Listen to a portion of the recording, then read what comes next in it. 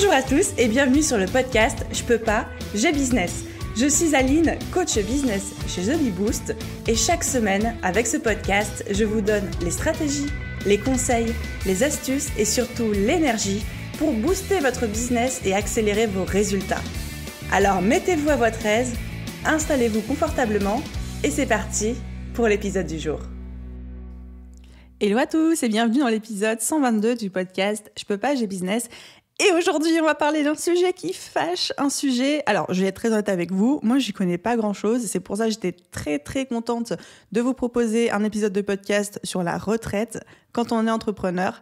Parce qu'encore une fois, c'est un sujet où je trouve qu'il n'y a pas assez d'informations, surtout sur des générations plus jeunes comme la mienne, comme la nôtre, parce que je sais qu'on est beaucoup de la même génération sur ce podcast-là. On ne sait pas trop comment ça fonctionne la retraite, on ne sait pas trop comment est-ce qu'on cotise, on ne sait pas trop à quelle hauteur, on ne sait pas trop à quoi s'attendre dans 40, 50 ans quand on sera effectivement à la retraite, ni ce à quoi on a droit. Et du coup, pour cette raison, dans l'épisode d'aujourd'hui, j'ai fait venir Marie de Caravel. Donc Marie, c'est une des cofondatrices de Caravel, qui est une solution d'épargne retraite. Donc c'est une solution qui propose des PER, des plans épargne retraite, mais surtout qui a un don merveilleux. Caravel a ce don merveilleux de simplifier les concepts, de simplifier la retraite, de très bien l'expliquer à la fois sur leur site, dans leur contenu, sur leur blog, etc. Donc je me suis dit, il faut absolument qu'elle vienne nous parler de retraite et de comment est-ce que nous, en tant qu'entrepreneurs, on peut à la fois anticiper notre retraite, comprendre comment ça fonctionne et prendre les bonnes décisions par rapport à tout ça. J'en profite d'ailleurs pour faire un tout petit disclaimer de début d'épisode. Cet épisode a vocation à vraiment être un épisode de sensibilisation au sujet de la retraite, mais en aucun cas ne doit être considéré comme une valeur sûre d'un point de vue comptable, juridique, légal, administratif, etc. Donc je vous encourage, on va le redire dans l'épisode, mais vraiment à vous renseigner auprès de votre expert comptable ou d'un avocat ou de spécialistes, quelles sont les particularités de la retraite par rapport à votre statut, votre situation, etc. Encore une fois, je le répète, la volonté ici est vraiment de vous sensibiliser à ce qui existe déjà et ce qui est possible, ni plus ni moins. Donc j'espère que cet épisode de podcast vous plaira. Vous allez voir, franchement, c'était un très bel entretien.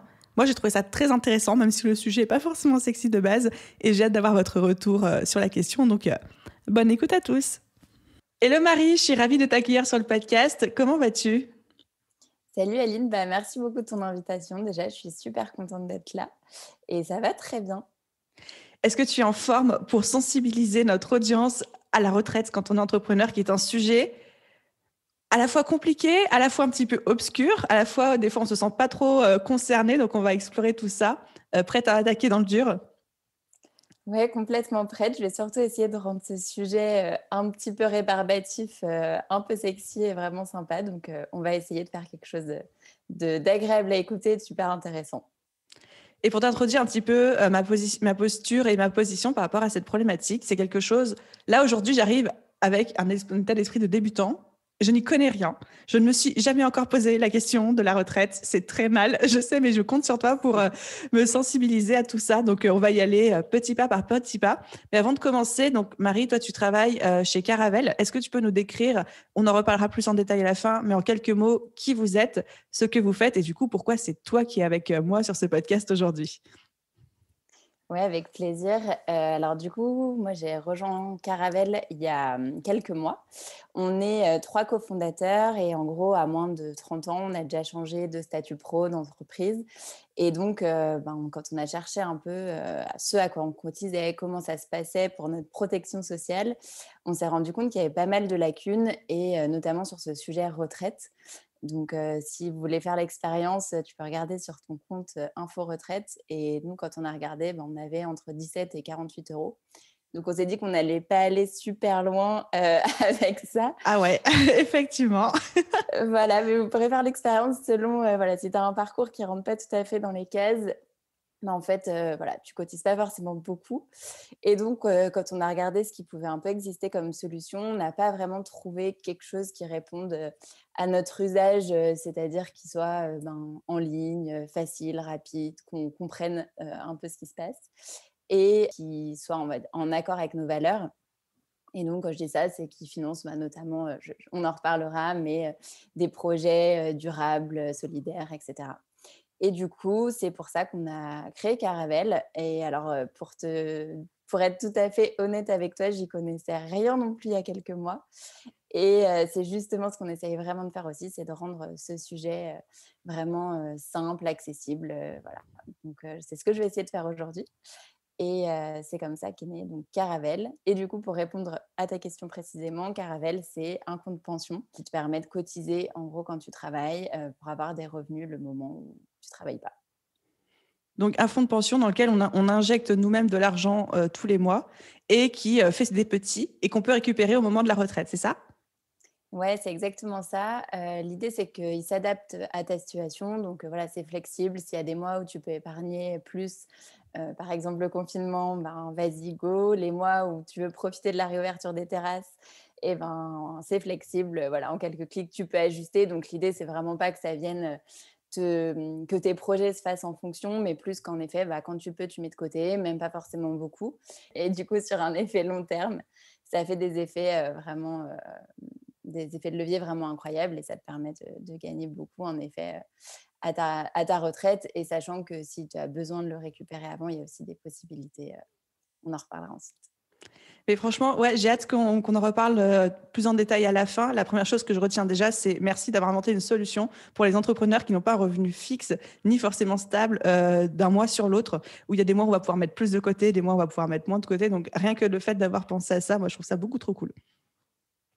Oui, bah, en fait, c'est vraiment partie de notre besoin et c'est vrai que enfin, voilà, c'est aujourd'hui, notamment autour de tout ce qui est enfin, les indépendants, les entrepreneurs, il y a de moins en moins de carrières linéaires et voilà, on a été les premiers à se rendre compte. Alors, c'est sur plein de sujets administratifs, hein, c'est ce que je disais tout à l'heure, mais c'est sûr que quand on rentre pas dans une case, j'ai écouté pas mal de tes émissions et je pense que voilà, tu pourras pas me contredire là-dessus parce qu'on est beaucoup dans ce cas. C'est vraiment pas évident de s'y retrouver, donc on peut pas s'attaquer à tous les sujets d'un coup. Il y a aussi d'autres secteurs qui le font très bien. Mais en tout cas, je pense qu'il y a tout un écosystème qui est en train d'éclore autour de ça. Et voilà, on va en faire partie sur ce sujet retraite qui est déjà un gros sujet en soi.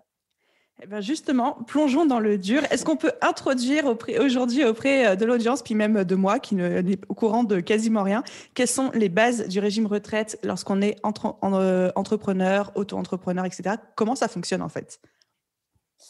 Oui, bien sûr. Alors, je vais revenir très rapidement sur le régime en France de manière générale, parce que ça fonctionne pareil pour les entrepreneurs. En gros, en France, c'est un régime par répartition, c'est-à-dire en fait que les travailleurs actifs financent les pensions des personnes qui sont à la retraite. Donc aujourd'hui, en tant qu'actifs, nos cotisations financent les pensions des personnes à la retraite, et quand nous, on sera à la retraite, ce sera les actifs à ce moment-là qui financeront les nôtres, et ainsi de suite. Donc ça, c'est un peu le principe général qui est quand même important à avoir en tête. Et donc, il y a un régime général, des régimes complémentaires. Ces deux régimes-là, ils sont obligatoires. Ils sont gérés par l'État et par des caisses complémentaires. Et en plus de ça, on a des dispositifs supplémentaires. Donc ça, c'est ce dans quoi on s'inscrit, qui se rapprochent plus de la retraite par capitalisation, qui ne sont pas obligatoires, qui sont volontaires et ce n'est pas automatique, c'est à vous d'y souscrire.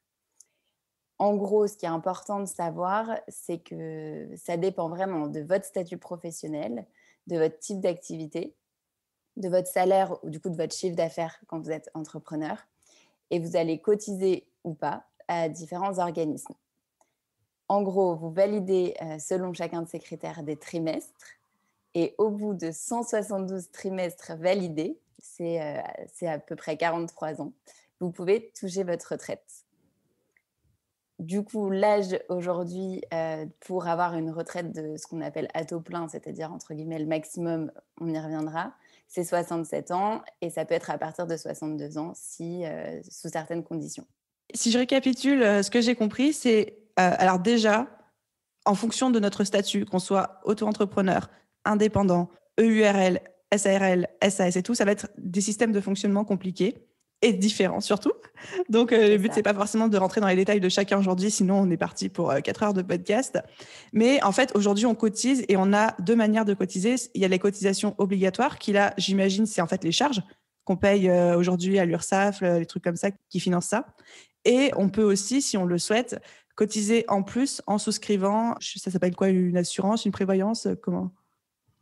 Oui, alors ça va être sur les dispositifs supplémentaires dont je parlais. Ça peut être des plans épargne retraite, des assurances vie, ça peut être investisseur dans l'immobilier, ça peut être en gros, ça c'est un peu tous les dispositifs qu'on va mettre en place par nous-mêmes, mais en effet qui ne sont pas liés à tes charges. Et ce que tu dis sur la partie charge, pardon, c'est exactement ça. C'est que en fait, nous, alors notamment en tant qu'auto-entrepreneur, tu as donc l'URSSAF et derrière, tu as un peu tout un package. Donc, quand tu es auto-entrepreneur, tu ne vois pas exactement tout ce qui est inclus derrière. Mais en gros, tu as des organismes, donc type alors anciennement le RSI, qui a été rattaché au régime général. Et donc, en fait, aujourd'hui, c'est la sécurité sociale. Et donc, tu cotises pour ta retraite, en effet, un peu tous les mois. Encore une fois, selon ton type d'activité et le montant de ton chiffre d'affaires, ce n'est pas les mêmes cotisations. Et, ouais. Et d'ailleurs, je fais une petite parenthèse parce que ça, on me l'avait déjà dit. Quand on est auto-entrepreneur et qu'on fait moins d'un certain chiffre d'affaires par trimestre, ce n'est pas comptabilisé comme un trimestre. Alors, je ne sais plus c'est quoi exactement le plafond. Je crois que c'est quelques milliers d'euros, genre 3 000 ou 5 000 euros. Mais il me semble qu'il y a un truc en mode, si vous gagnez moins de 3 000 euros sur un trimestre, en termes de chiffre d'affaires, ce trimestre-là n'est pas comptabilisé dans les retraites. Oui, exactement. Sur le cas typiquement de l'auto-entrepreneur, donc comme je te disais en introduction, si tu veux, voilà, je vous enverrai les tableaux, vous pourrez voir ça. On veut les tableaux. Oui, promis, tu les auras et vous pourrez regarder vraiment, voilà, selon votre situation, chacune des cases qui correspondent. Mais typiquement, alors je vais prendre un exemple concret pour que ce soit parlant. Top, merci. Admettons, vous faites voilà, du conseil en marketing, vous êtes en auto-entreprise. En gros, pour valider un trimestre, il faut déclarer 2 880 euros par trimestre, sachant que la petite subtilité, c'est que ce chiffre d'affaires, en fait, il subit un abattement. C'est-à-dire qu'il y a 50% qui sont considérés comme des charges.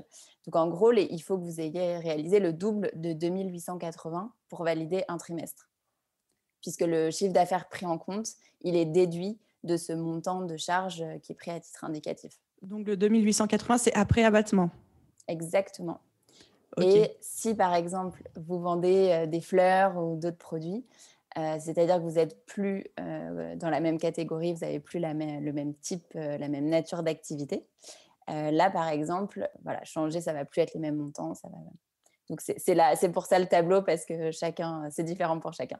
Oui, exactement. En tant que si on est prestataire de services ou en vente de produits, les abattements ne sont pas les mêmes. Et là, on a bien compris que le minimum pour valider un trimestre, c'est après abattement. Donc, en fait, ça veut dire qu'on doit faire un plus gros chiffre d'affaires que les fameux 2 880 euros dans le cas du conseil en marketing. Oui, c'est ça, exactement. Je sens qu'il y en a déjà qui sont en train de flipper là en nous écoutant, je le sais. Ouais, non, c'est vraiment pas le but. Et en gros, c'est juste qu'il y a deux choses en fait importantes, je pense, à retenir au-delà de tout ça et des chiffres et de se plonger justement dans le dur. C'est déjà qu'il y a des choses en place. En soi, on cotise quand même généralement. Après, il faut bien regarder. Alors, il y a un site, pareil, je te donnerai le lien, Info Retraite, où vous pouvez regarder déjà en fait où vous en êtes aujourd'hui. C'est quand même assez intéressant. Ce que je te disais en intro sur les 17 et 48 euros, c'est bien quand même d'avoir une visibilité. Et c'est au moins important, je pense, d'avoir en tête les droits qu'on a ou pas. Et par exemple, ce n'est pas grave si on ne cotise pas ou pas beaucoup. À la limite, c'est juste en avoir conscience et mettre des dispositifs en place à côté. Sachant qu'il y a juste un truc aussi que je voulais dire que j'ai trouvé assez intéressant, c'est que là, on parle des auto-entrepreneurs, mais même si on est, selon notre statut, si on est par exemple dirigeant de SAS, en gros, il y en a beaucoup qui ne se versent pas de salaire et qui se rémunèrent en dividendes. Et ça, par exemple, du coup, ils ne cotisent pas du tout. Donc, ce n'est pas forcément grave. Mais voilà, c'est juste une petite parenthèse, mais j'en ai eu beaucoup. Et c'est quelque chose qu'on ne réalise pas forcément et qui est quand même important à avoir en tête aussi. C'est une vraie question qui vient sur le tableau. Et je fais une petite parenthèse, mais ça me semble important de le dire. Quand on fait le choix entre une SAS ou une SARL, souvent, on a tendance à mettre en avant, à idéaliser la SAS, effectivement pour cette question de dividende, mais on oublie le fait que notre retraite est calculée sur notre salaire, le salaire qu'on se verse. Et donc, si on se verse un tout petit salaire de merdouille en SAS et qu'on se rémunère qu'en dividende, la retraite, elle ne va pas être folle, sauf si, évidemment, on a mis d'autres dispositifs personnels de côté. Donc, en fait, c'est une vraie question à se poser quand on choisit son statut et quand on passe d'auto-entreprise à société, de quelle est ma vision ? En quoi je crois pour le futur de la retraite en France, comment j'imagine les choses, quelle position je veux prendre par rapport à ça, etc. Oui, exactement. Et pour le coup, c'est vrai que c'est pas évident, puisque j'ai été aussi, et il y a déjà tellement de questions à se poser. Déjà, il y a deux choses, c'est qu'en plus de la retraite, c'est quand même toute la question de la protection sociale qui est soulevée. Et c'est vrai que encore une fois, je pense qu'il n'y a pas de mauvaise décision, mais c'est bien d'avoir en tout cas en tête ce qui existe et au moins de se poser les questions. Et voilà, si on ne cotise pas par là, de savoir comment on assure un peu. Et c'est vrai que c'est un vrai sujet, c'est difficile de se projeter, mais c'est super intéressant en tout cas de faire cet exercice et de se dire, OK, ben, déjà où je vais être dans 10 ans, voire plus, et d'avoir cette vision-là. C'est pas simple, mais c'est important d'y penser. Il ne faut pas hésiter aussi à se rapprocher d'un expert comptable et d'en parler parce qu'ils sont aussi là pour ça, pour nous expliquer quelles options correspondent à quels avantages et quels inconvénients et puis nous pouvoir peser le pour et le contre. Oui, exactement. Bah, nous, du coup, sur le site, on a mis des petits simulateurs aussi, si vous voulez tester, ça permet de se projeter. Parfait. Du coup, par rapport à tout ça, vu qu'on est en train de parler de changement, de retraite à plus tard, de la difficulté de parfois se projeter, parce que, toi et moi, je pense qu'on a à peu près la même génération, on a aux alentours de 30 ans, c'est pas l'âge auquel on commence forcément à s'intéresser énormément de manière très active à la retraite, et on n'a aucune idée de à quoi va ressembler la retraite française dans 40 ans, même si elle existera encore. Qu'est-ce que tu peux nous dire autour de tous ces changements déjà dans le milieu du travail, dans la société, et en plus dans comment est-ce qu'on se projette dans 40 ans sur cette question-là, quoi. Oui, bah c'est une question qui est super intéressante. Moi, c'est vrai que j'ai pas mal découvert toute cette pensée autour du futur du travail, notamment assez récemment, depuis que je me penche sur ces questions retraite. Je trouve que c'était vraiment passionnant, parce qu'en effet, quoi qu'il en soit, même si on regarde aujourd'hui, même si on n'en sait rien, c'est ça, dans 30 ou 40 ans, ce qu'il en sera. Du coup, ce qu'on tire de ça, je trouve, c'est que déjà, il y a un vrai mouvement générationnel. Enfin, moi, je le vois, comme tu dis, on est de la même génération. Il y a vraiment ce côté, face à toutes ces incertitudes, on ne sait pas trop ce qu'il en sera. Donc, autant qu'on se prenne en main et qu'on cherche à trouver des solutions. Et je pense que ça est pour nous à titre individuel et pour nous en tant que société aussi. Je pense qu'on est une génération qui est beaucoup plus sensibilisée aussi aux questions écologiques, aux questions. Alors, quand on parle d'une génération, c'est 20 ans, hein, donc on n'exclut personne avant, après. On est quand même. C'est dans la tête, c'est dans la tête. Exactement. Mais voilà, je pense que c'est super important d'avoir tout ça en tête, de se poser les questions. Et moi, en tout cas, vraiment, je le constate avec toutes les personnes avec qui j'échange. Il y a cette vraie prise de conscience, et voilà, à titre individuel et à titre de société, je pense, j'espère. Et en tout cas, sur du coup le sujet retraite, moi, la première chose vraiment que je constate, et c'est ce côté, on veut se prendre en main, on veut pas subir en tout cas. Donc, on suit de loin ce qui se passe. Et aujourd'hui, on est quand même dans un pays où c'est génial, parce qu'il y a quand même beaucoup de choses qui sont faites. Il y a des changements. Alors, au niveau des réformes, il y a du bon, du moins bon. L'idée n'est pas de prendre position là-dessus, mais en tout cas, il y a des choses qui cherchent à s'adapter à ces changements de statut, à ces changements de carrière. Alors, ça ne se fait pas du jour au lendemain, mais en tout cas, c'est en cours. Et la dernière chose, je pense, c'est quand même que la crise aussi qu'on traverse depuis un an, il y avait beaucoup de tendances, on le voit de plus en plus au niveau des immatriculations d'auto-entrepreneurs. Et ça, c'est vraiment une tendance qui s'est, je pense, accélérée depuis un an avec la crise qu'on a traversée. Totalement d'accord. Après, j'en profite pour te partager un petit peu mon point de vue, et je pense que ce sera peut-être le reflet de pas mal de pensées d'entrepreneurs, parce que par définition, on est habitué à se débrouiller par nous-mêmes. On est quand même dans la proactivité, parce qu'on est obligé de trouver nos propres solutions dans notre business au quotidien. Et j'ai vraiment cette vision de me dire, je ne compte pas sur ma retraite dans 40 ans, parce que je ne sais même pas si ça existera encore, et personne ne peut prévoir ce qui va se présenter dans 40 ans. Donc, c'est bien de me dire qu'il y a des choses pour lesquelles je cotise, mais je ne compte pas dessus. Et je mets en place de mon côté des solutions personnelles où là, entre guillemets, j'ai la main dessus, et c'est moi qui suis responsable de cette future ressource financière. C'est un petit peu ma position, du coup, par rapport à ça. Ouais, complètement. Moi, je suis entièrement d'accord avec toi. Et en gros, pareil, moi, je me destinais pas du tout à l'entrepreneuriat. Je suis de formation école de commerce, et j'ai pris aucun cours là-dedans. Mes premières expériences, c'était des grands groupes. Donc, c'est vraiment des questions en fait que je me posais pas du tout plus jeune, ou au début, on va dire, de ma carrière professionnelle, si on peut parler de ça comme ça. Et en fait, très vite, je suis tombée dans l'entrepreneuriat. Alors, je suis passée par la gastronomie, couture, aujourd'hui retraite. Donc, rien à voir. Bah si, je vois le sens. On voit le fil rouge, tout à fait. Et en tout cas, c'est exactement ça. Je pense qu'il y a un moment où, OK, il y a certaines choses en place, et très bien, mais ça évolue tellement vite, et on le voit vrai, quand on compare, je sais pas, par rapport à il y a 5 ans, enfin, ça n'a tellement rien à voir que oui, quand on se projette à 40 ans, bah, c'est hyper compliqué et c'est vraiment pour ça aussi que, bah, voilà, si je suis ici pour en parler, c'est bien qu'on a fait le même constat et qu'on est entièrement d'accord là-dessus. C'est qu'il y a un moment, on n'a pas envie d'être attentiste ou un peu passif par rapport à ça et voilà, ça c'est de toute façon valable, et dans le quotidien et dans le travail et donc bien sûr sur, tout ce qu'on met en place à côté. Et en plus, voilà, ce point sur, je pense l'évolution dans notre rapport au travail, c'est que je pense qu'il y a encore quelques années, même s'il y avait beaucoup d'entrepreneurs, c'était un peu des cases. Enfin, c'est-à-dire que, ben, on montait, son entreprise. On le voit quand on regarde l'histoire, par exemple, de la retraite. En gros, en 1945, quand la sécurité sociale a été créée, c'est à ce moment-là qu'il y a eu une distinction entre les indépendants, les salariés, et notamment parce que les indépendants ne voulaient pas rejoindre le régime général, ils préféraient avoir des cotisations plus faibles. Et en gros, leur retraite, elle allait être assurée par la revente de l'entreprise.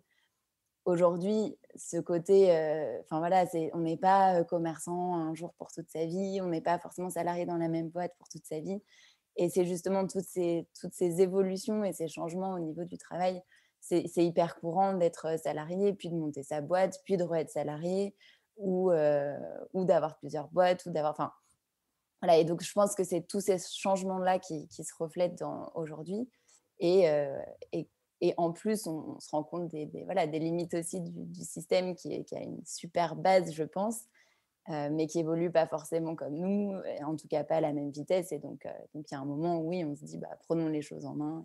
Mais je suis totalement d'accord et merci pour le mini point historique parce qu'effectivement, on se rend compte que c'était un système qui marchait à l'époque d'une génération, enfin même il n'y a encore pas si longtemps que ça, c'était le cas, où on faisait le même métier toute sa vie et que ce soit indépendant ou salarié, alors que là, depuis, je sais pas, 10, 20 ans, c'est très courant, voire même c'est normal en fait de changer tout le temps de même métier.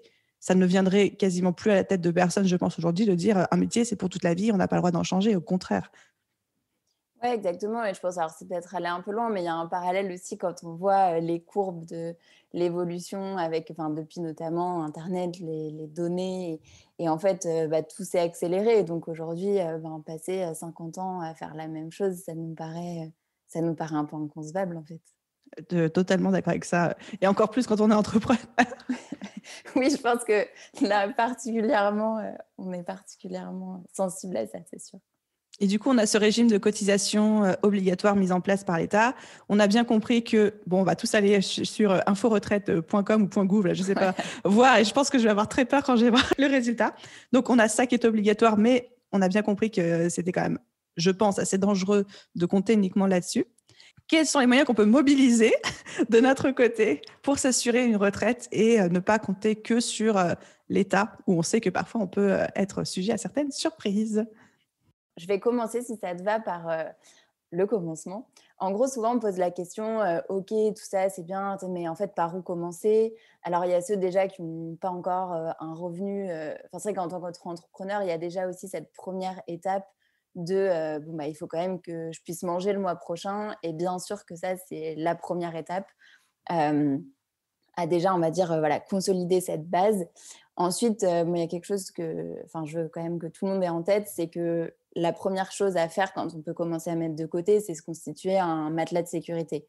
Quels que soient les investissements derrière et avant de penser le long terme, il faut avoir un peu de côté sur alors certes, des comptes qui ne vont pas forcément rapporter beaucoup, type livret A ou livret d'épargne solidaire, ou des choses qui vont, voilà, pas vous rapporter grand-chose, mais l'argent, il est disponible. C'est-à-dire que demain, vous avez besoin pour n'importe quel imprévu, il est là du jour au lendemain sur votre compte. Donc ça, c'est vraiment quand même la première chose, je pense, à avoir en tête pour ben voilà, être tranquille. Alors, ce matelas de sécurité, ça dépend vraiment. Là, pour le coup, c'est ce qu'on estime à titre individuel avoir besoin en cas d'imprévu. Mais en gros, c'est vraiment la première étape. Et ensuite, à partir de ce moment-là, donc généralement, ce qui est un peu recommandé en moyenne, c'est 3 mois de salaire ou de revenus pour voir venir. Après, voilà, encore une fois, c'est ajustable selon la vision de chacun. Et en fait, une fois que vous avez ça de côté, à ce moment-là, c'est intéressant de se pencher sur les autres solutions qui vont vous rapporter de l'argent, en fait. Parce que c'est vrai qu'en France, on n'a pas forcément cette culture-là. On veut enfin, l'épargne, c'est quelque chose, voilà, on aimerait presque avoir nos pieds sous le matelas et que ce soit tangible. Mais en gros, il y a plein de solutions pour que l'argent qu'on mette de côté, il travaille pour nous, il nous rapporte un rendement, une performance. Et donc pour ça, il va y avoir plein de solutions. Il y a, l'immobilier, via par exemple des SCPI, des SCI. Il va y avoir, des assurances vie, il va y avoir les PEA, la bourse et cetera. Et donc sur le sujet retraite, il y a notamment le plan épargne retraite. Donc encore une fois, le sujet retraite, l'idée c'est de diversifier ses placements, c'est d'avoir une stratégie un peu globale. Donc voilà, là je ne vais pas faire un cours de gestion patrimoniale aujourd'hui. Mais donc, par exemple, le plan épargne retraite, c'est quelque chose que vous pouvez tout à fait mettre en place, vous, de votre côté. Et ce qui est intéressant à savoir quand on est indépendant, c'est qu'en gros, c'est un nouveau produit qui a été mis en place en 2019 par le gouvernement avec la loi Pacte pour simplifier en fait les anciens dispositifs. Donc, il y avait tout ce que vous entendez, Madelin, article 83, Perco, etc. C'est ce qu'on appelle les anciens contrats. Et tout a été rassemblé dans un seul nouveau produit qui est le PER. Et en fait, c'est un produit qui a 3 compartiments. Tu me suis Je te encore? suis. Jusqu'ici, je te suis. Je bois tes paroles. Incroyable. Du coup, il y a le PER individuel. Donc ça, c'est vous, en tant qu'individu, vous allez pouvoir ouvrir votre compte. Et ensuite, il y a des compartiments entreprises. Donc, selon votre type de structure, ça peut être intéressant aussi à étudier comme solution. Ok, top, super. Et du coup, ça nous fait une transition parfaite vers Caravelle, et parce que c'est ce que vous proposez en fait en PER. Et il y a plein de trucs à dire. Est-ce que tu peux nous présenter un petit peu plus en détail ce que vous faites, en quoi c'est adapté aux auto-entrepreneurs, aux entrepreneurs, aux indépendants, et surtout, un truc que j'adore aussi chez vous, c'est que l'argent qu'on place chez vous, ça sert à financer des projets solidaires, des projets sociaux, et ça, c'est beau aussi. Oui, exactement. Bah, c'est vrai que pour le coup, voilà, on a besoin en tout cas de trouver, alors c'est un mot un peu bateau, trouver du sens, mais c'est quelque chose qui est hyper important. Comme je disais, on oublie trop souvent que l'argent qu'on place, il n'est pas juste bien au chaud dans un coffre-fort, mais qu'en fait, il finance vraiment des projets, des entreprises. Et nous, voilà, c'était vraiment hyper important pour nous de savoir où allait l'argent, sur quoi. Donc, je vais y revenir, mais voilà, on vous dit tout. Du coup, en gros, chez Caravelle, on est parti vraiment de l'idée de rendre l'épargne retraite simple et responsable. Donc, c'est pour permettre à tous de financer son avenir et de protéger aussi la planète. Et donc, l'idée, c'est de trouver les outils pour gérer justement sa pension. Alors, aujourd'hui, c'est un mot qui n'est pas hyper courant en France, qui est beaucoup plus utilisé, notamment outre-Manche, outre-Atlantique. Mais voilà, l'idée, c'est d'avoir un compte qui te permette, comme je disais tout à l'heure, de s'adapter à ton mode de vie et pas l'inverse. Et on pense voilà, que tout le monde va pouvoir rêver de sa retraite aujourd'hui, malgré toutes les incertitudes de notre génération sur notre avenir et sur le sort de notre planète. Et donc, ce qu'on a créé, c'est un compte pension qui est donc durable, c'est-à-dire qui vous permet d'agir pour le monde dans lequel vous voulez vivre demain, flexible, qui s'adapte donc à ton mode de vie. Et c'est ce que je disais voilà, en introduction, c'est on sait que certains mois, ce sera plus difficile de mettre de côté que d'autres.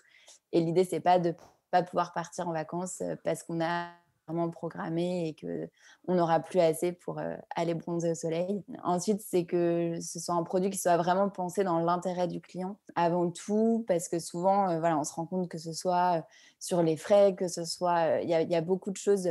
comme c'est assez opaque, on ne sait pas forcément trop à quoi on souscrit, on ne va pas forcément regarder toutes les petites lignes. Et en fait, chez un certain nombre d'acteurs traditionnels notamment, on se rend compte que voilà, si on met tout bout à bout, il n'y a plus beaucoup de performance parce qu'il y a des frais dès qu'on veut rajouter de l'argent dessus, parce qu'il y a des frais quand on ouvre, parce qu'il y a des frais quand on sort. Donc tout ça, nous, on essaye d'expliquer tout ce qu'il y a. Et chez nous, c'est vraiment réduit au minimum parce que l'idée, c'est quand même que vous, en tant que client, vous puissiez gagner quelque chose. Et il est aussi pensé donc, dans l'intérêt de la planète, c'est-à-dire que vous pouvez choisir une thématique, donc soit climat, soit solidaire. Et derrière, du coup, vous savez les secteurs que vous financez. Vous pouvez même, si vous y connaissez un peu, regarder les fonds qu'on a choisis. Et donc, voilà, tout ça, c'est vraiment en toute transparence depuis votre compte, votre espace personnel. Et le dernier point, c'est que voilà, c'est une logique vraiment de self-service où vous pouvez être totalement indépendant. Donc, il y a des simulateurs, l'ouverture du compte, la gestion, tout peut se faire en ligne. Mais après, bien sûr, il y a des humains derrière tout ça parce que c'est quand même hyper important de pouvoir échanger, de poser ses questions et de pouvoir adapter les solutions à chaque situation. Génial. J'ai envie de dire, moi, c'est tout ce que j'aime, c'est des solutions jeunes, neuves, en self-service, où on a la transparence. Et c'est ça que j'ai beaucoup aimé sur votre site aussi, c'est vraiment que vous expliquez tous les pourcentages, à quoi ils correspondent, et on sent qu'il y a cet effort à la fois de vulgarisation de ce qui se passe et en même temps de simplification. J'ai juste envie de me faire un petit peu l'avocate du diable sur deux Allez, points, vas-y. parce que forcément, je suis là pour te challenger. La première objection qui me viendrait à l'esprit, c'est vous êtes toute jeune comme entreprise, genre qu'est-ce qui me garantit mes fonds et ma retraite dans 40 ans? Très bonne question. Alors, du coup, c'est pour ça aussi que alors le point qui est hyper important, c'est que nous, en gros, on est distributeur. Donc pareil, on a fait un petit schéma pour expliquer un peu tous les strates et comment ça fonctionne. N'importe quel contrat que vous allez souscrire, il y a toujours un distributeur. Donc ça peut être une filiale d'une banque ou d'un assureur. Et là, du coup, c'est nous. Et donc, on travaille avec un partenaire assureur qui est Apicil. C'est un grand groupe d'assurance en France. Et donc, nous, on est vraiment l'interface, l'intermédiaire. C'est nous le contact. C'est nous qui proposons, qui avons sélectionné le produit. En gros, on a constitué un produit selon un cahier des charges précis, etc. Mais par contre, les fonds, ils sont hébergés chez cet assureur-là. Ce n'est pas du tout nous qui les gardons. Donc, même si demain, on s'arrête, votre contrat, il est chez Apicil et il y aura là-dessus, il sera toujours là, bien là. Et l'argent, il est géré par des sociétés de gestion. Comme je le disais tout à l'heure, moi, je ne suis pas du tout experte là-dessus. Alors, je me forme et j'essaye de justement rendre l'info simple et accessible. Mais pour le coup, on est vraiment encadré là-dessus et on travaille avec des sociétés de gestion qui gèrent les allocations sur les différents fonds. C'est revu chaque année. Il y a tout un travail qui est fait derrière. Et ça, ce n'est pas par nous directement, c'est des partenaires. Et ma deuxième objection en mode avocat du diable, c'est, mettons, je touche du bois, mais il se passe des trucs terribles dans ma vie et j'ai besoin de récupérer cet argent genre dans 10 ans au lieu de dans 40. Est-ce que c'est possible? Oui, bien sûr. Alors, il y a plusieurs choses. En fait, ce qui est assez intéressant avec le fait que ce soit un peu un nouveau produit, c'est que tous les avantages des différents produits d'avant ont été un peu rassemblés en un. Donc avant, en gros, selon le type de contrat, il y en avait un qui avait telle option, un autre telle option. Et là, c'est un peu tout regroupé. Donc en gros, par exemple, tu peux retirer ton argent pour acheter ta résidence principale. Donc ce n'est pas forcément le premier projet, mais ça peut tout à fait être un projet aussi de mettre de l'argent là-dessus pour ça, ou en tout cas de combler si au départ, on ne pensait pas l'utiliser pour, mais que finalement, on a vraiment un gros coup de cœur sur cet appart incroyable. Donc ça, c'est le premier point. Un point qui est hyper important pour les indépendants, c'est aussi qu'on peut le récupérer en cas de liquidation de son entreprise. Donc, si demain, on arrête son activité, c'est de l'argent qui est débloquable dans ces cas-là. C'est aussi débloquable si on n'a plus de droit chômage. Donc, ça, un peu moins pour les indépendants, mais c'est quand même quelque chose qui est intéressant à savoir. Et après, il y a toute une liste de coups durs, plus ou moins terribles, de type accident de la vie ou autre. Donc, il y a quand même un certain nombre de cas. L'idée, c'est que ce soit un placement long terme. Comme je disais tout à l'heure, ce n'est pas de l'argent liquide dans le sens où c'est pas du jour au lendemain, il est sur ton compte et c'est un petit peu plus compliqué, un petit peu plus bloqué, mais il y a quand même des conditions de sortie anticipées si besoin. Mais c'est pas une banque où on peut retirer l'argent et en mettre quand on veut, quoi. Pas de bannière liquide. Tu peux le faire depuis ton espèce, mais non, il n'y aura pas un guichet pour récupérer tes billets. Oui, dans le sens où si demain, j'ai envie finalement de récupérer la moitié de la somme sans, entre guillemets, grosse raison valable, c'est pas possible non plus. Non, pas vraiment. Du coup, il y a toute une liste, mais ça reste un placement long terme là-dessus. Mais comme tous les placements de long terme, les choses comme ça, on est d'accord. Oui, exactement. C'est vraiment pour ça que j'insistais sur cette notion au début de matelas de sécurité. Et c'est pour ça que vraiment, en gros, il y a des rendements plus intéressants, des performances plus intéressantes. C'est pour ça que c'est hyper intéressant d'avoir ça en tête et de ne pas tout mettre sur un livret A ou de diversifier justement ces sources-là. Mais par contre, c'est vraiment en fait, et nous pareil, même si aujourd'hui on propose ce produit-là, on veut proposer plusieurs produits ensuite, parce que l'important, je pense, d'avoir en tête, c'est que c'est quand même une stratégie globale. Alors, stratégie, c'est un mot qui fait un peu peur. C'est pas forcément, ça peut être aussi brique par brique. Et l'idée, c'est pas d'arriver du jour au lendemain avec sa stratégie pour les 40 ans à venir, puisque de toute façon, notre situation, elle va évoluer aussi. Mais voilà, c'est quand même d'avoir ces choses-là en tête et d'avoir plusieurs cordes à son arc, comme on dit. Je crois que de pas mettre tous ses œufs dans le même panier, quoi. Voilà aussi, ça marche bien aussi. Mais merci pour ces précisions et j'adore le fait que tu aies abordé ce point du coup à 2 reprises maintenant c'est bien de se soucier de sa retraite, mais effectivement en tant qu'indépendant, et je ne pourrais jamais trop insister là-dessus, la priorité c'est le fameux matelas de sécurité, donc entre 3 et 6 mois. En gros, il faut entre 3 et 6 mois pour vivre et faire tourner sa boîte, quoi que ça veuille dire en termes de montant et de frais d'investissement, etc. Mais ça, c'est un des premiers trucs à avoir. Déjà, être rentable et ensuite avoir ce matelas de sécurité avant même de commencer à investir, que ce soit dans un PER ou même dans de la crypto-monnaie, quoi, tu vois, par exemple. Oui, exactement. Non, mais si, non, mais pas rien à voir du tout, parce qu'aujourd'hui, ça fait partie des placements aussi. Mais voilà, ça fait partie des placements. En gros, on est dans une sphère, de toute façon, quand on touche aux placements aussi qui ont... Alors, c'est plus ou moins risqué. Donc, par exemple, c'est sûr que sur un horizon retraite, globalement, c'est pas du jour au lendemain et le risque est quand même lissé sur l'échelle de temps. Mais voilà, il faut avoir en tête, bien sûr, que ça reste... Si on veut espérer du gain, et plus, donc c'est à différentes échelles, à différents horizons de temps, mais non, il y a des liens, c'était pas complètement à côté comme question. Comment financer sa retraite avec le Bitcoin? Ça peut, en partie, pareil, encore une fois, ne peut-être pas mettre tous ses œufs dans le même panier. Là, ça reste une vision très personnelle.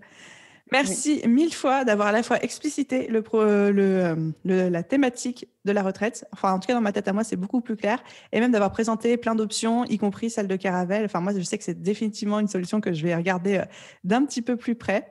Est-ce que tu as quelque chose à rajouter pour nos chers auditeurs avant qu'on mette fin à l'épisode ? J'avais juste un petit mot de la fin, parce que je sais que voilà, tu m'as dit que en plus ton audience était quand même assez féminine et qu'aujourd'hui on est entre nous. Du coup, il y avait quelque chose dont je n'avais pas forcément conscience et donc voilà, notamment à travers pas mal d'échanges, j'ai découvert cet aspect-là. C'est qu'aujourd'hui, on se rend compte quand même que les femmes, alors typiquement sur le sujet retraite et sur le sujet finance en général, subissent beaucoup plus de précarité. Il y a des vrais écarts de revenus à la retraite. Alors déjà parce qu'il y a des écarts de revenus de salaire, mais aussi parce que par exemple on arrête de travailler et on va se dire plutôt que de payer la crèche, finalement c'est mon salaire, donc je vais garder mon enfant. Mais du coup il y a des répercussions parce que peut-être que derrière on évoluera moins vite. Enfin, il y a plein de choses qui sont voilà, importantes de ce côté-là, qui ont un impact sur la retraite, qui ont aussi un impact sur le patrimoine, parce que on constate encore aujourd'hui que c'est beaucoup plus les hommes qui vont gérer ça, qui vont gérer les finances, c'est aussi peut-être que voilà, je ne sais pas si c'est une question de confiance ou si que les femmes s'intéressent moins, ou en tout cas voilà, on constate dans les chiffres qu'il y a vraiment ces écarts-là. Et donc voilà, j'ai envie de passer ce message de prenons-nous en main, apprenons et ayons confiance pour de ce côté-là aussi grandir, évoluer. Et bon, c'est en cours, mais voilà, c'était le petit message de la fin. Yes, girl power. Exactement. Merci d'avoir partagé ça. Top. Écoute, un grand merci pour ta venue, pour ta générosité dans tous les aspects abordés, ta simplicité, parce que tu as vraiment vulgarisé le truc, je suis trop contente. Et puis, au plaisir de t'accueillir bientôt sur le podcast. Merci beaucoup à toi, c'était vraiment un plaisir. Et si c'était un peu clair, vraiment tant mieux. Et avec plaisir pour en reparler et te donner tous les tableaux, tous les chiffres et tous les liens pour que chacun puisse faire son petit travail. Merci Marie, bye. Merci à toi, salut. Et voilà les amis, j'espère que cet épisode de podcast vous a plu. Je retiens 2 choses. La première, c'est vraiment de se dire la retraite doit être une préoccupation. Oui, mais pas la première. La première étant, comme Marie l'a si bien dit, comme on l'a répété à la fin de l'épisode, d'avoir ce matelas de sécurité qui nous met un peu à l'abri des coups durs, à l'abri des accidents de la vie, parce que ça arrive. Et ensuite seulement, on pourra s'inquiéter des placements et de préparer sa future retraite, etc. La deuxième chose que je retiens de cet épisode, c'est vraiment, et je pense que c'est la question avec laquelle vous pouvez repartir, la question que vous pouvez vous poser dès aujourd'hui, c'est en quoi vous croyez concernant le futur de la retraite en France ? En quoi est-ce que vous croyez ? Est-ce que vous croyez que ça va évoluer dans le bon sens, dans le mauvais sens ? Qu'est-ce que vous avez envie de mettre en place et de faire par rapport à ça ? Et je pense que c'est le genre de question, plus on arrive à se la poser tôt, même si c'est pas forcément confortable ni forcément instinctif, ça ne coule pas de source, mais plus on se pose ce genre de questions tôt, plus on a le temps de se retourner et de s'adapter. Mon point de vue, mais là c'est très personnel, c'est mon point de vue par rapport à mon éducation, par rapport à ma vision de la société, etc. C'est que c'est très bien qu'on cotise pour des retraites, mais je ne compte absolument pas dessus parce que je n'ai aucune vision sur ce que va devenir la retraite d'ici 40 ans, ni même si c'est quelque chose qui existera encore tel quel. Et je ne veux pas mettre mon futur, je ne veux pas mettre les 20 à 30 dernières années de ma vie entre les mains de quelque chose que je ne maîtrise pas. Donc, moi, j'ai pris la décision d'investir de mon côté. Je n'ai pas encore décidé si ce serait par rapport à une assurance vie, de l'investissement immobilier, de l'investissement crypto-monnaie, un PER comme Caravelle ou quoi que ce soit. Ça reste à déterminer. Mais je sais que c'est un capital que je veux me constituer moi-même. Donc, s'il y a une chose à retenir et une question à vous poser suite à l'épisode d'aujourd'hui, c'est celle-ci. Comment est-ce que vous envisagez le futur ? En quoi est-ce que vous croyez ? Et qu'est-ce que vous allez mettre en action par rapport à ça ? Une grosse question à se poser, j'en suis bien consciente. Merci à tous d'avoir écouté cet épisode jusqu'au bout. Tous les liens qu'on a mentionnés seront évidemment répertoriés en description ou dans l'article de blog qui correspond à ce podcast. Et à vous tous, je vous souhaite une merveilleuse journée, soirée, après-midi, nuit, où que vous soyez. Et je vous dis à très vite dans un prochain épisode. Bye tout le monde!